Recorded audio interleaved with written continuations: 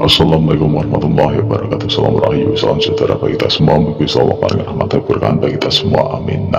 Kali ini Mbak Mul ada pertanyaan dari beberapa orang yang membawakan sampel video dari beberapa konten YouTube bahwa Mbah, apa bisa alam kubur itu bisa direkam suaranya? Nah, ini kemarin sempat viral ya. Tetapi Mbah tidak akan membahas tentang konten itu, tapi akan Mbah jelaskan secara nalar dan logika dan pandangan spiritual dari konten tersebut. Nah, pertama yang namanya alam kubur itu tidak seperti yang kita bayangkan. Alam kubur itu adalah alam di mana hanya beliau yang meninggal dan alam yang sudah disediakan oleh Gusti Allah untuk beliau itu menunggu. Nah, apa-apa yang terjadi hanya perjalanan spiritual, hanya kontak batinnya yang bisa dilihat pada orang-orang beriman atau mungkin yang memang diberikan kemampuan lebih untuk menjangkaunya. Tetapi, nah, ini faktor di atasnya lagi. Ada beberapa yang memang dari unsur si mayit, bisa jadi khorin, bisa jadi adalah jin kodam, penunggu, dan beberapa kelengkapan lainnya itu masih di situ. Nah, kemungkinan yang namanya ada suara, ada apa, kegaduhan yang dalam itu merefleksikan bahwa si mayit ada apa-apa. Nah, dan belum tentu juga yang namanya ada pun suara dari dalam kubur itu adalah si yang meninggal itu. Nah, gue pernah punya cerita lihat ketika dulu sekitar tahun 2000-an ya, Mbak pernah diajak oleh beberapa orang membuat makalah, membuat pembuktian bahwa ada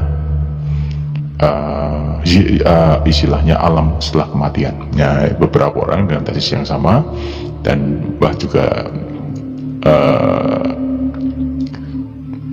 dibawa ke kuburan yang dekat dengan pemukimannya, dan situ ada orang yang meninggal, yang baru meninggal, dan diberi apa namanya, jadi intinya gini, itu kuburan baru ada 2 titik, diberikan mikrofon. Dulu kan belum ada alat rekaman seperti sekarang ya, diberikan mikrofon 2, dikasih corong, diberi penguat, dikasih audio prosesor, dan nantinya direkam. Dan dulu memakai recorder yang apa ya, itu komputer cembung itu, belum kayak sekarang main komputer cembung itu. Dan itu rekamnya itu hanya sekitar 3 jam karena kapasitas untuk katanya itu apa harddisknya itu tuh nggak cukup ya, hanya 3 jam saja. Dan itu dari rekaman itu ternyata banyak gagalnya. Gagalnya itu karena banyak juga mobil lewat itu masuk, getaran orang jalan masuk, terus truk lewat juga masuk, itu tidak bisa. Tetapi pada percobaan yang kedua dicari tempat di mana itu dekat yang agak sepilih ya, dan agak wingit, itu mencari lokasi yang memang dekat dengan kuburan. Dan hal yang sama, kita mikrofon sepanjang 30 meteran, dikasih recording di situ, nunggu 3 jam, dan dilakukan jam 12 malamannya, 11-12 malam itu. Nah, ternyata memang ada. Nah, ada pun itu kayak suara-suara kayak orang nangis, kayak dentuman-dentuman menghentak-hentak, itu kayak orang digodoh. Itu ternyata tuh bukan, kalau lihat dari sisi spiritual Mbah Mul dulu, itu memang bukan itu karena memang ulah dari beberapa makhluk yang saling memvisualkan diri untuk seperti orang yang disiksa ya, atau berantem, itu biasa. Tapi bukan dari orang yang meninggal. Siksa kubur tidak bisa kita lihat karena itu sifatnya adalah batinnya, dan semua yang sifatnya batinnya adalah urusan si mayit dengan Gusti Allah, dan kita tidak bisa. Nah, ini karena setelah meninggal itu roh itu kembali kepada Gusti Allah, dan apa yang namanya kelengkapan gaibnya, baik dari khorin, baik dari leluhur, baik daripada jin yang mengikuti dari beliau ya, entah ilmu entah apa, yang memvisualkan diri sama seperti si mayit tadi. Nah, wallahu alam. dan ini yang terjadi, tidak ada masalah. Semoga Gusti Allah itu memberikan selalu petunjuk.